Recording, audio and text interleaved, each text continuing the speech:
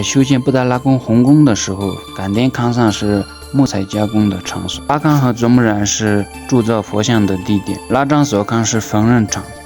加热康桑是颜料加工的场所，全木林卡是农夫和这些工人们的休息的地方。然后修建红宫的时候，红土呢是从帕邦卡运来的，阿嘎土是茶叶吧取来的，然后这个巨石和宝石片这些石头呢是从冈布雍多底对吧拉隆朗地方取来的。然后冈布雍呢是拉萨附近的山民，那边呢主要取这个巨石条。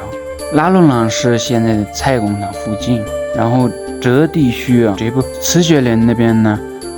取这个宝石片，然后多底那边呢取金银铁矿物质的地方。布达拉宫的东侧农田那边也会取土。然后红宫修建的时候需要的这些大型的木头，工部和觉热运来的，一般的木头呢就是拉萨附近砍伐的，然后这个从冈布雍地热采来的这个巨石条，还有工部和觉热运来的大型的木头呢是用牛皮船运来的，然后这些大型的木头和巨石条从很远的地方运过来，运到拉萨河的对岸，然后用人力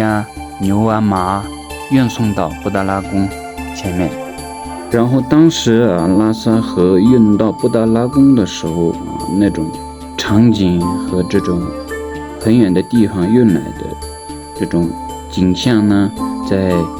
红宫里边的成吉思汗拼凑的楼顶画廊中就有这个壁画。